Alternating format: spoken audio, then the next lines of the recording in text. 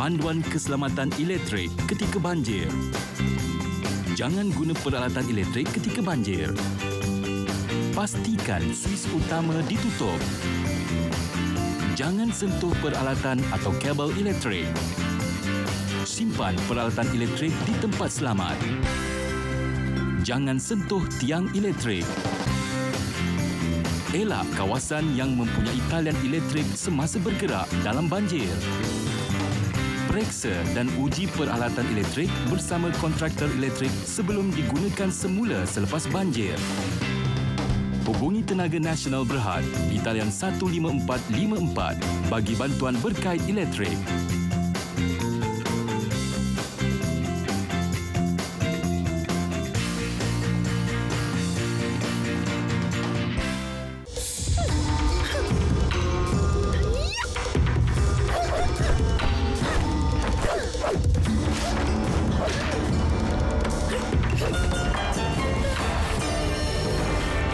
Menggosok baju sekaligus boleh menjimatkan elektrik.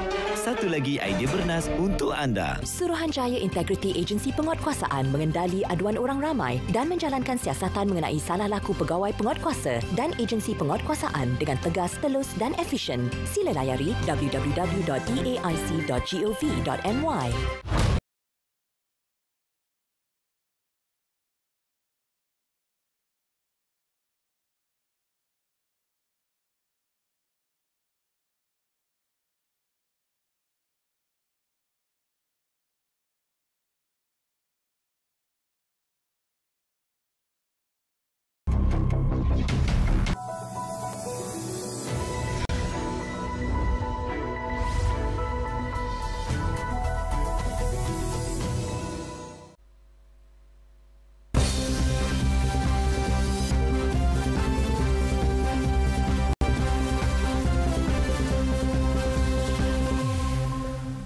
Assalamualaikum dan salam sejahtera. Saya Siti Aisyah Melissa Yohanis dalam Dunia 11 Pagi. 129 orang maut termasuk 2 polis dan kanak-kanak dalam rusuhan di Stadium Kanjuruhan Malang, Indonesia. 180 lagi cedera. Ketua Polis Daerah Jawa Timur Niko Afinta berkata 34 mangsa meninggal dunia di stadium, selebihnya di hospital. Kebanyakan kematian akibat dipijak. Kejadian berlaku semasa perlawanan bola sepak Liga BRI 1 antara Arema FC dengan Persebaya Surabaya. Kekecohan mula tercetus apabila beribu-ribu penyokong Arema menceroboh padang selepas pasukan tuan rumah tewas 2-3. Beberapa pemain Arema turut diserang. Pergaduhan antara kedua-dua penyokong memaksa polis anti rusuhan melepaskan gas pemedih mata. Kenderaan di luar stadium juga dilaporkan dibakar, termasuk trak polis. Susulan kejadian itu, Persatuan Bola Sepak Indonesia PSSI mengarahkan perlawanan Liga BRI 1 digantung selama seminggu. Manakala Arema FC tidak dibenar menganjurkan sebarang perlawanan untuk baki musim ini. Pengerusi PSSI Muhammad Iriawan berkata suatu pasukan akan dihantar ke Malang bagi menyiasat punca rusuhan. Sementara itu, Kerajaan Indonesia memohon maaf atas insiden malam tadi dan berjanji akan menjalankan siasatan. Menteri Belia dan Sukan Zainuddin Amali berkata kerajaan kesal kerana kejadian rusuhan itu mencemarkan imej bola sepak negara. Pihaknya akan meneliti secara menyeluruh aspek keselamatan semasa perlawanan bola sepak serta menimbang untuk tidak membenarkan penonton kembali ke stadium. Presiden Ukraine Volodymyr Zelensky berikrar untuk meningkatkan serangan di Timur Donbas bagi menawan semula beberapa kawasan di wilayah itu.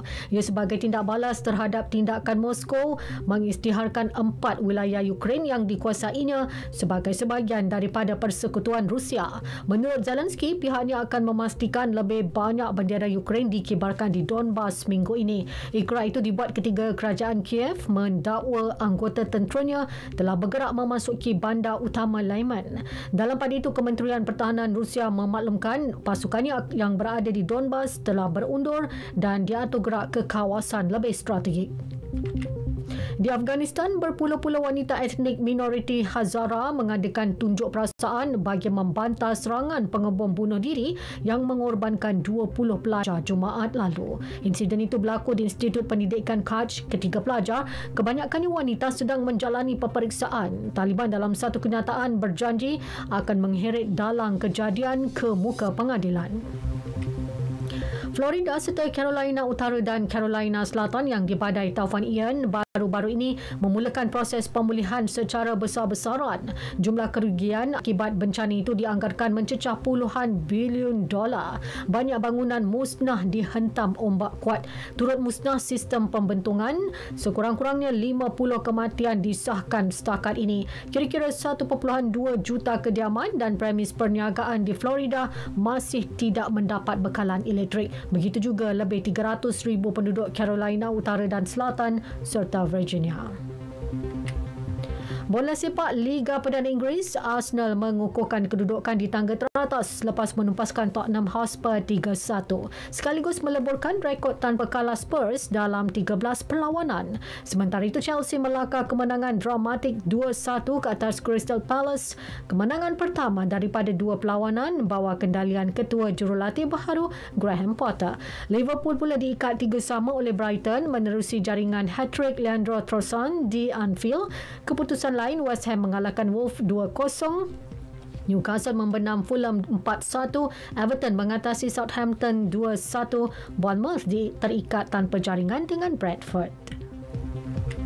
Saingan La Liga, Spanyol pula menyaksikan Barcelona naik ke tangga teratas selepas mencatat kemenangan tipis 1-0 ke atas Real Mallorca. Gol tunggal jaringan Robert Lewandowski meletakkan Barca satu mata di depan Real Madrid yang dijadual menerima kunjungan Osasuna awal pagi esok. Terdahulu Atletico Madrid menumpaskan Sevilla 2-0 manakala Villarreal seri tanpa jaringan dengan Cadiz. Sementara itu, Chris Smalling muncul wira apabila membantu Roma menumpaskan Inter Milan 2-1 dalam saingan Serie A Itali. Sekian berita yang disunting oleh Mas Niza Awang Kecil dari Pusat Berita RTM. Assalamualaikum dan salam keluarga Malaysia.